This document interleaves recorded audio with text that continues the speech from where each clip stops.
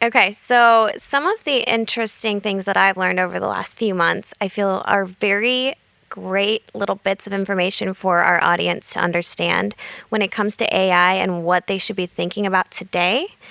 One of the things that you had said is there's a big difference between AI that's for everyone and AI that's for you.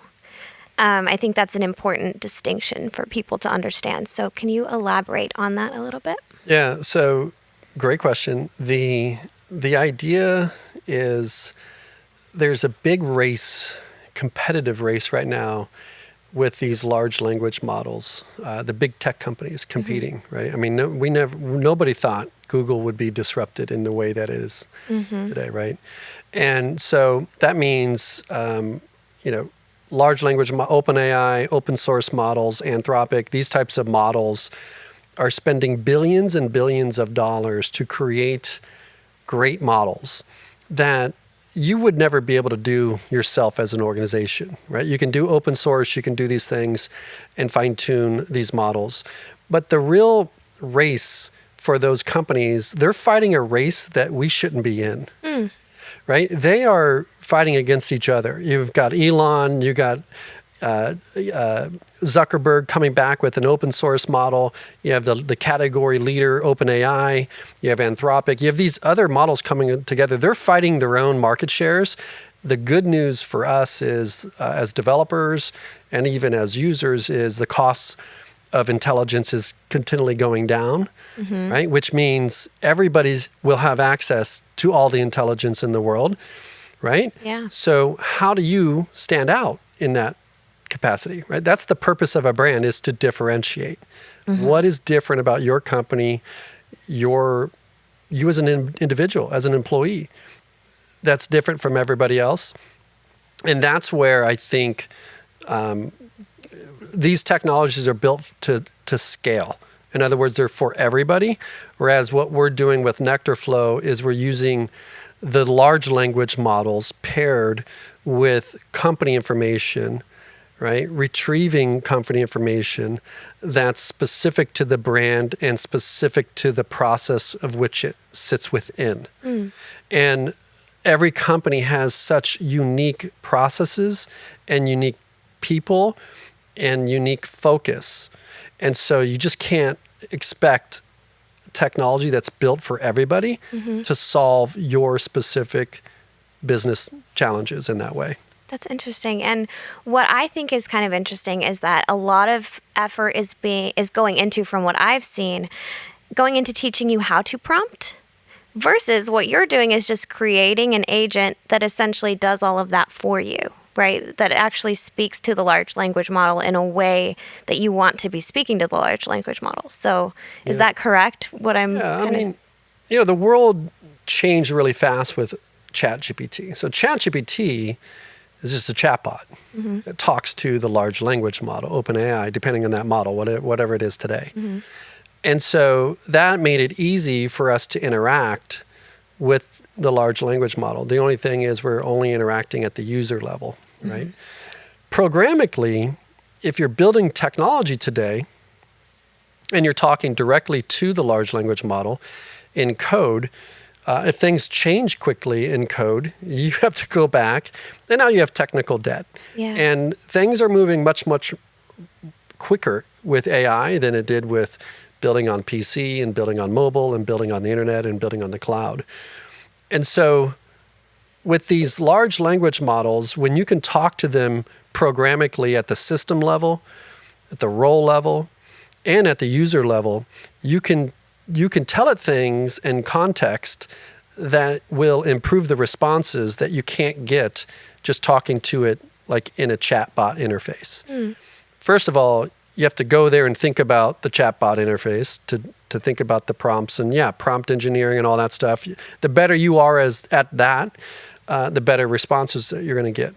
But what we're doing is we're creating an autonomous and an automated process where these agents, multiple agents constructed for the company processes, can be part of one workflow. You can have 4 different agents in one workflow. right?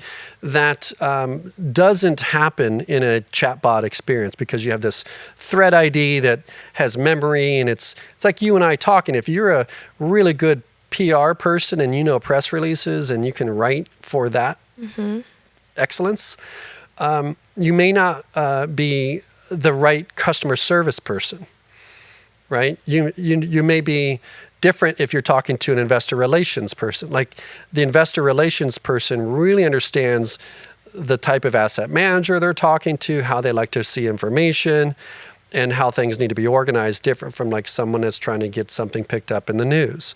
And so in one workflow, we can bring different agents to different aspects of the work and do it programmatically in code that takes people out of the process. And now you're actually creating assistance for your employees versus thinking about how to replace the employees.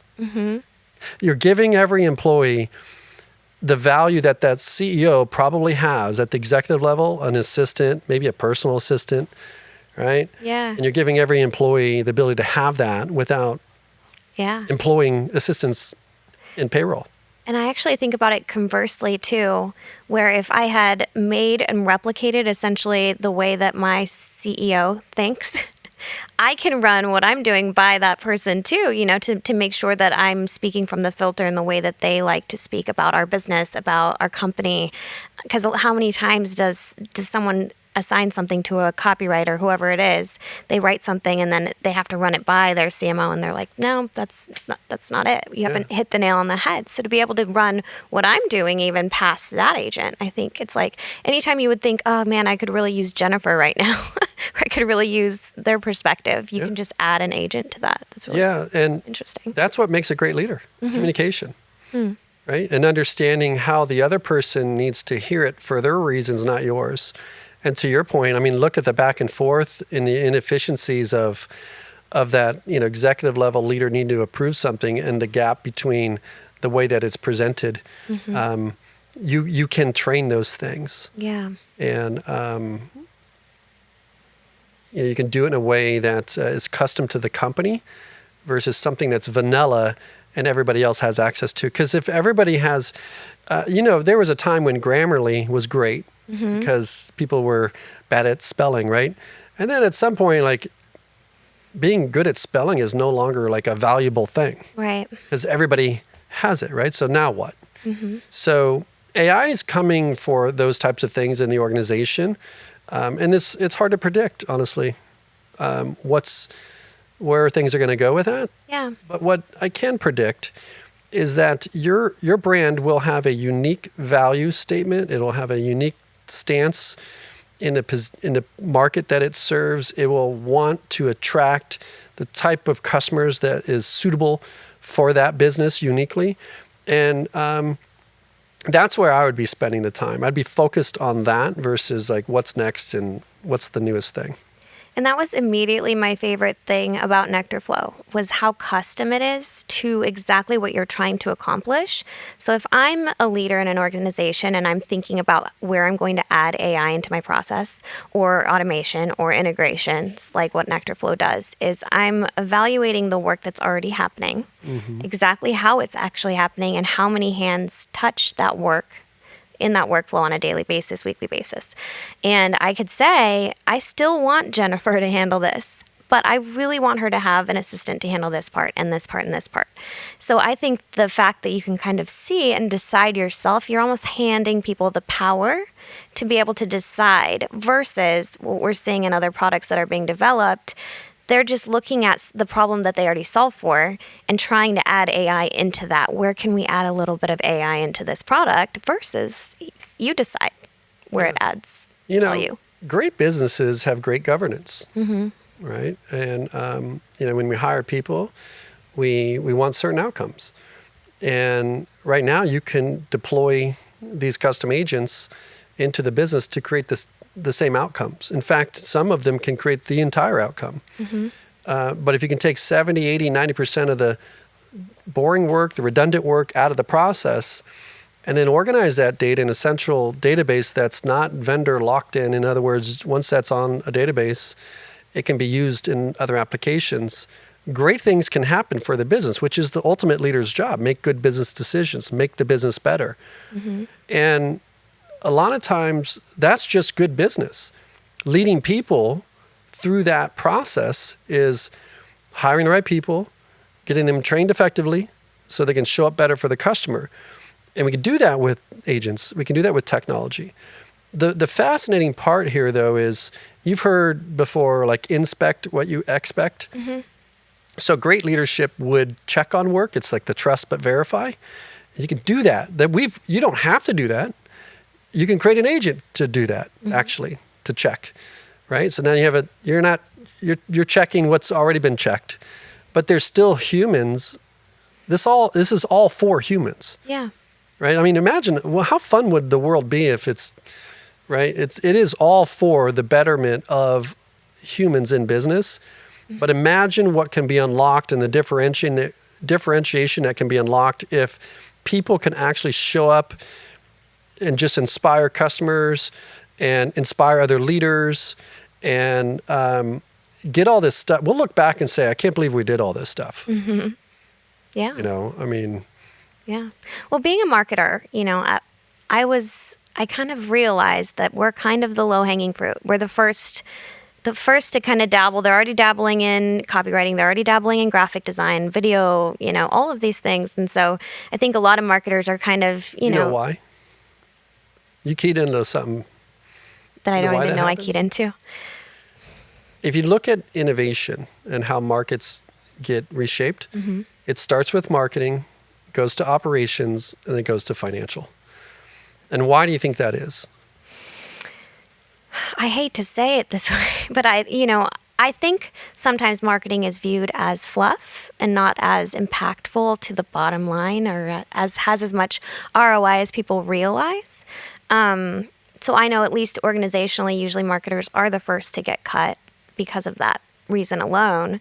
And it's not always measurable value. It's not that they're getting cut, it's that they're farther along than everybody else. They're the smart ones. Marketing is the greatest thing. Everything is marketing. USA, the country is marketing. Yeah. Like the flag is brand. Like everything is a brand, right? And story. And to be able to tell a story about what's unique to your business, right? But my point to the marketing, and then it goes to operations and it goes to financial, is that the marketers are just further down the evolution of innovation. So yeah, they're feeling what's next because they've figured out how to get leads and turn traffic into leads so those leads become conversations and those conversations become revenue in the business. Yeah. So it's the marketers that realize that. And the reason why is because most business leaders can solve a problem with more revenue. If you can write a check to solve a problem goes away. Yep. Well, you need marketers to be able to generate the demand, generate the traffic, generate the leads, and you can solve business problems with money. So now the marketers have done that, and now we're going to operations. And so now, and you think about this. There was a time before you couldn't collect leads online, right? And you could do surveys and all these things. So marketers. Then it went to Dropbox and storage of files in the cloud. So that's operations, right? So they're getting more efficiency.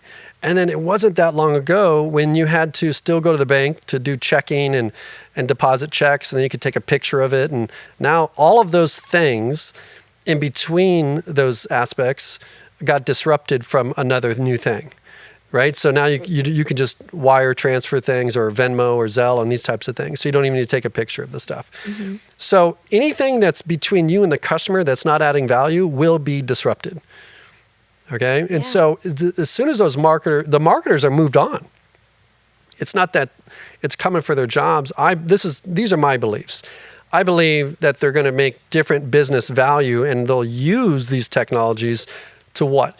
Differentiate, tell the story, understand more insights about the customer with the data. And I'm excited for the marketers, but there will be those that are scared and holding on and, and thinking about things in sort of a fear mindset. Yeah. But it's not anything that hasn't already happened. Yeah. In the world. And what I will say is, I was a little afraid coming into, before learned what I learned through nectarflow and through learning under you. I'm way more excited after witnessing the capabilities of something like this in making efficient the work I did not want to be doing to begin with. I think now about how much faster can I churn out content when my social posts are automated, when my blogging is automated, but I'm the one that's just prompting it or coming up with the idea to begin with, reviewing it and posting it. How much faster can we get through to that sales process? Can we get through to whatever it is we're trying to accomplish when that part of the work is automated, or at least 90% of the way there, like what you said? Yeah. And again, I think a lot of people go to speed and they go to information, and people don't want our products and information. They want what's possible, or they want a problem to go away. And so this is where marketing minds get it right, is you have to figure out how to talk about the things that the customers care about, that you want to spend time with. And so if you can't customize your AI for that, then you're going to be creating vanilla things and you're not going to get the results you want. And that's specifically why nectarflow does it that way, is because we need to first know back to like who we want to spend time with, right? And what does a customer like that need to understand, need to know in order to move things forward in their business, right? Your product and your solution just becomes the tool and the technology to help them solve the business problem. But nobody wakes up wanting more information. Nobody wants to know about a company's smart home technology. At the end of the day, that's what I see people do wrong, is they go to ChatGPT and they just write about the things they have. Here's what we have, and here's what it does, and here's what it can do. And it's like just right over their head. You've got to be a marketer and use custom agents, retrieval of custom information that understands your customer and draws people in. And if you just use ChatGPT for that, you're going to get vanilla responses, right? And any good movie, people leave the movie because people were able to make an emotional connection, right? And a logical one to, substantiate certain decisions and movements. But it's story, and having that ability to control the story, I think, is where it matters. Yeah. And that's the future of marketing and marketers, and what they need to be thinking about is how am I placing us, how am I placing us in a marketplace, and what is the story I'm telling here that is actually going to draw the attention, so that by the time someone gets into a sales demonstration, they're already sold, right? They're on the concept. They've already bought in. It's the same as anything with training. You're not going to listen to a training that you don't feel like you need to understand to achieve what you're trying to achieve in your career and your goals and your job, Right. So, but if you're bought in, you'll pay thousands of dollars to get a degree on something if you feel like that's what you need. That's why I love premium products. The price that you charge, the higher it is, the better it is for the customer. Yeah. That's interesting. Right? I mean, people appreciate nice things. Yeah. And so they appreciate people that are leaders in the world doing good things. They appreciate perspective on those things, and they can kind of sniff through your intention, And so when you do things, the closer we can get to what's unique to us, allows that to be an alignment and not a conflict of like, I'm just trying to move something forward or sell something here. Yeah. And I think it's brilliant, because I think that what's great about something like nectarflow is you're just handing someone options. You're handing someone power, and you're handing them the ability to customize. And that's ultimately what people want at the end of the day. Yeah, the big shift is most people have been trained to buy technology that was built for everyone. And some of the problems in your business, nobody will ever build a product for. It won't be venture backed. It's not big enough market. It's not a productized thing. It can't scale. And so as a CEO and a leader, I'm looking at those things as found money inside an organization, where I can maybe eliminate a role and repurpose that person into something more productive, like revenue. And a software like nectarflow is not an expense, because it's going to return you money. So now we've moved in the way that we go into client meetings or prospective client meetings is this is a top line technology. Yeah. And we like that because anything is possible. So where do you want to start, right? Yeah. It's almost hard to wrap your head around at first, for sure. What made you want to develop nectarflow? Well, that's a good question. Number one, I've for 10 years have used these things, technology, integrations, applications in a modern way. And I've seen the impact and the scalability it's allowed us to do in our business. It's allowed us to win markets. It's allowed us to do that without hiring people in many cases, which means a business can be built differently than it used to be built. Like you don't need as many people to do the work that you once did. And so ours was out of necessity. And then the challenge that we had experienced was, there was lots of technology platforms all over the place, not talking to each other. And then once we pulled it all together, from sequencing to tagging to knowing audiences, we started to really see the growth financially and impact with our brands and the people that were interacting with it. So for us, we saw the results. Then we started, people would come to us and say, hey, can you help us introduce these products to the world and the industry and talk about these things? And so we spent a couple years building other people's brands using this technology, right? And so then it became like, well, wait a minute, this could be actually more useful to others. So we started listening to the problems and the gaps and the needs that were in the marketplace. And we did research, right? So we're thoughtful about this. And we researched probably a little over 1.6 million units around the problem of integrations. And we learned a lot from that. And we thought that there was a lot of tension and problematic issues with how quickly innovation will flow in an industry if that problem wasn't solved. We were sitting in between everybody in the industry where we weren't influenced by others that would allow us to not do the right thing for an industry. And so we felt uniquely positioned to bring and solve the problem with integrations for the industry. And in doing that, I realized that wasn't even really the big problem we wanted to solve. We realized that the companies do a lot of things outside of the property management system that is unaccounted for or inefficient. And a property management system can't go those places. So we looked bigger about this in terms of an app store. If you bring AI and automation and data together, really interesting things can happen. And so just going through that process at each stage, just writing the check to pay the developers, to align with the right people, strategically getting all those things in order to think not like a point solution, but a platform that's going to reinvent or reshape or reimagine and demonstrate that a lot of the change that we complain about not happening is because there's not been a thing to step into. So, for example, there was a time when people were worried about, am I going to do PC or Mac? And there was a fight. Which one are you on, PC or Mac? And Steve Jobs came along and said, do we really have more time for another screen in our life? And that was the opening question when he launched the iPad. And so he decided to not compete with the PC or the Mac or the Apple at the time, right? And so he got people to think totally different about something. And he focused on the iPad, which was in the middle of the PC, right? The two PCs. So they weren't even competing. They created a whole new category.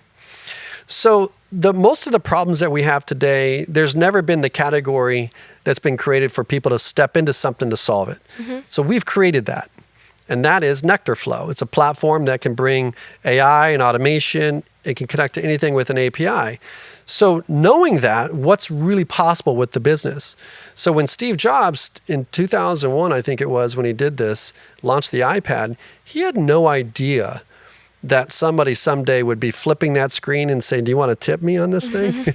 He had no idea it would be a point solution or a cash register at merchant stores, or I carry an iPad around here and I can control the screen on here and the sound in the room. He didn't even have the vision for that. It was the developers that built on the platform that created that opportunity. So nectarflow is what happens over the next 15 years can be built on that.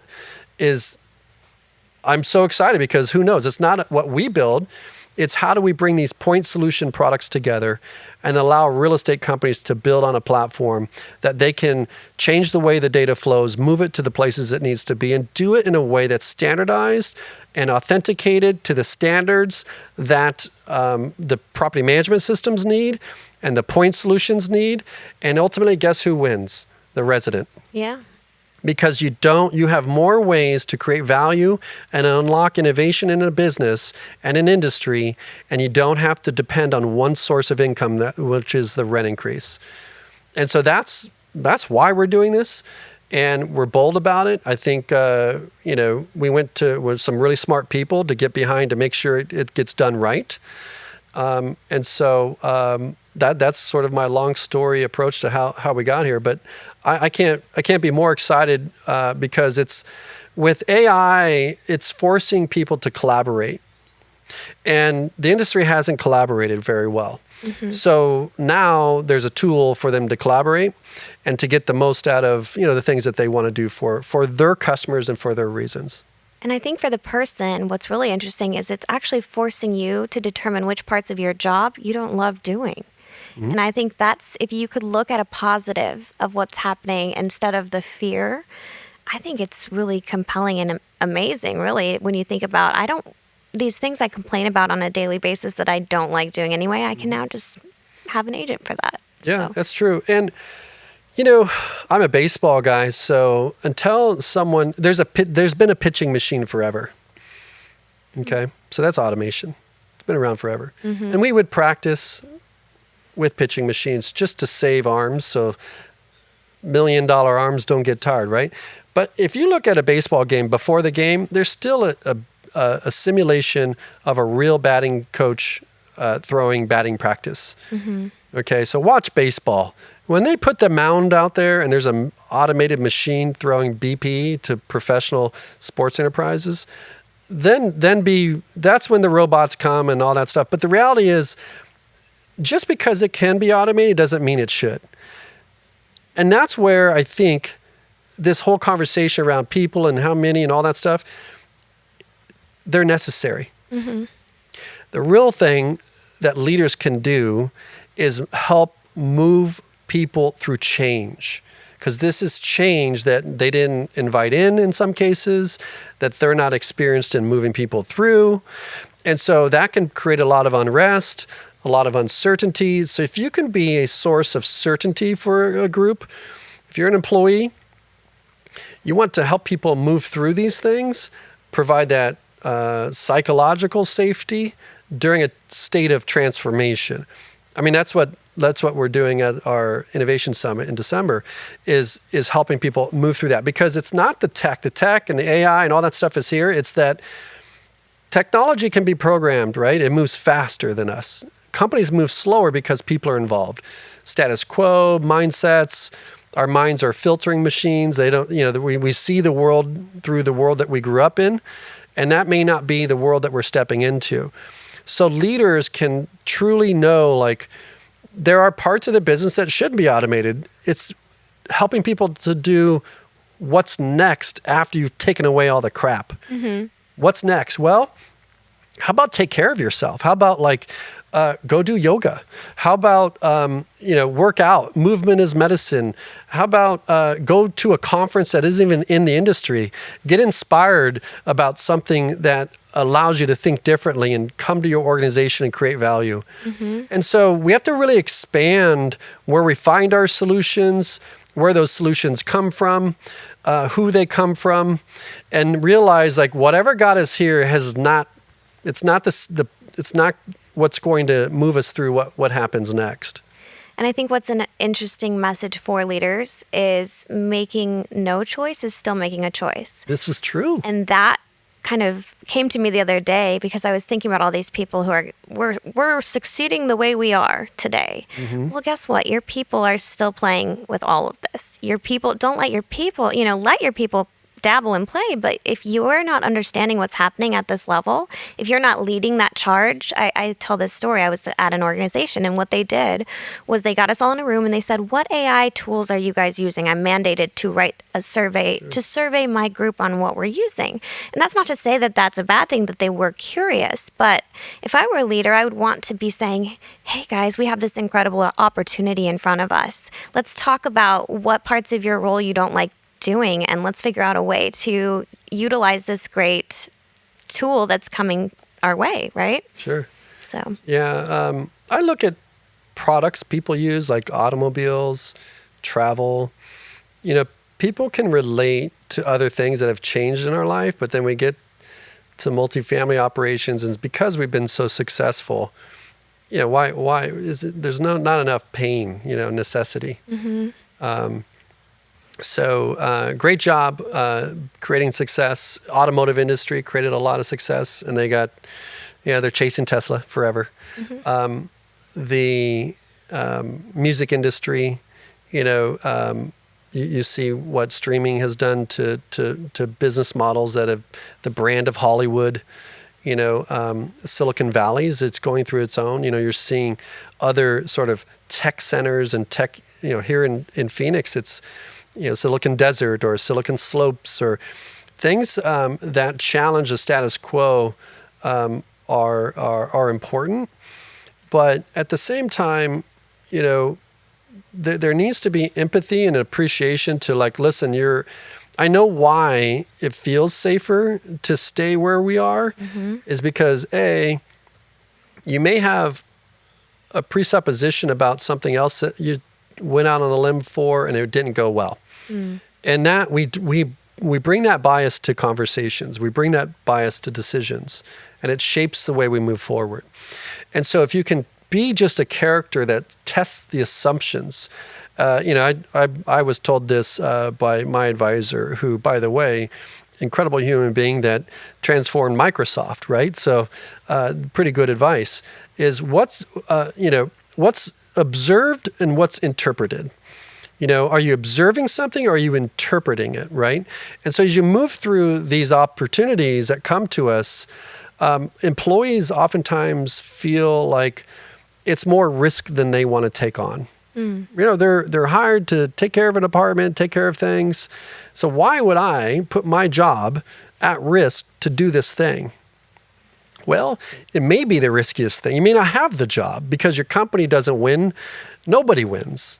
Right? And so you look at other things like the automotive industry, or even what Airbnb did to hospitality, is they became the largest hotel in the world without owning real estate, without getting JV deals, without buying land, without buying other companies. They did that differently, right? And there are some smart people in hospitality with big buildings and big brands that you and I know. Yeah. And they all missed it. So it's very rare that successful industry insiders see the big picture like that because they're so good. Yeah. They're so successful. And, depending on how old they are too, do they want to take the risk at this stage and wherever they are and all that? There's so many factors that play out. Yeah. But gosh, if you're a leader and you recognize these things and you look at other industries that have been through what we're going through, it's really about just being the leader that moves people through change. Yeah. And there are ways you can do that aren't as risky. You don't have to roll something out portfolio wide. You can test, you can play. Just be curious, really, is what it comes down to, right? Just be curious and learn, and don't be afraid to learn, Yeah. You still have the power, you still have the control, but just be open. Yeah, we talked about that on the council meeting today. That was pretty interesting. Yeah. That's a good point. I think it's really smart. Well, I'm excited. And like I said, as a marketer, I was a little more afraid, but after seeing it, Are you a marketer? Yeah. Now I'm a lot of things. Yeah, now I'm a lot of things. But in a technical stance, my past history, we all have a lens that we see things through. So I would say, but having viewed myself that way previously, I am now excited about the opportunities of what I can now become too. That's kind of where my head is out. Mm-hmm. You already are at everything because you're you. And that's the point, is like when we get this other stuff out of the way, we just get to be us. Mm-hmm. And we call ourselves asset managers or property managers, or there are people training people in and designating people on jobs that will not exist in some cases, or skills that are no longer required for humans to do. So I mean, how people find their own significance and value, I think, is going to change. There will need to be leadership through that process. But if you think about it, as I mentioned about all these large language models, collecting all the intelligence around the world, what do we really want to be known for? We don't want to be known for being an animal. Like, we want to be known for, I was able to make an impact, and this business went from this, and it did that, and the people I did it with trusted us, and they felt good about it, and gosh, we made things healthy, right? And that I think is the special part that is playing out here that people don't notice, and so it'll be interesting to watch. I think it'll be really interesting to watch individuals find themselves again, essentially, and what matters to them and what they really want to be doing. Yeah, it's kind of cool, actually. Yeah, absolutely. What do they teach you in the theater stuff that you did? Like, how do you get people to applause, and like how do you own the stage and move people? You're selling an experience, and it's so subjective and it's interpreted in so many ways. Yeah. So I mean, that's got to be a skill set that's completely powerful. I've used that every day of my life. What I learned being, you hear of so many people that came from the world of theater that are just so intelligent. And what we had to learn about being articulate and making people feel something. And to your point about brand is that, and what I was saying earlier, sometimes it's viewed as fluff, as not necessary. When people think of a brand, they think of my colors are this, my hex is this. It's like, no, brand is really who are you as a company? What space do you own? And in my opinion, it's the most important thing you can possibly have as a company. Because when we're talking about differentiators, when everybody has the same thing, or if your brand were the same as everybody else, you wouldn't sell a dime. You wouldn't sell a single thing, So I think it's interesting. I'm still in the exploratory phase now of, wow, if I automate all of this, what's next? Yeah. Really. Well, anything. Anything. Yeah. Kind of blows your mind a little. We haven't been at this very long, so and it's exciting. But to your point, brand's a very hard thing for people to understand and articulate. But it's the reason why, when even when we do things, it's a decision-making mechanism too. Like, what goes into product, what goes into messaging, what we say no to. What we protect, and it's just good business. Yeah. Well, I'm excited for the future. I'm excited for nectarflow. I'm excited to see how this all plays out. And you know what? When we did our webinar and we did our poll, most people were excited. When we asked them if they were excited or scared. Right. I would say majority. Yeah, normally I wouldn't have asked, are you scared, right? But we put it out there. But people, we just wanted to know, where's your Well, you know what else state? could be there? There could be false intel. Could be like, I'm scared to say I'm scared. But Maybe. I mean, but it was anonymous. And there were enough people in the room that, I feel like a lot of people, maybe not the owners of said business where people are excited to try AI, but that's where what we're saying, like, be the people who are leading the charge so that your people are excited. They're ready to try, to dabble, to dip a toe in. Yeah. So, well, I'll tell you, the owners are very excited. You know why? Because they have to be. Because regulations coming in, operational costs are out of control.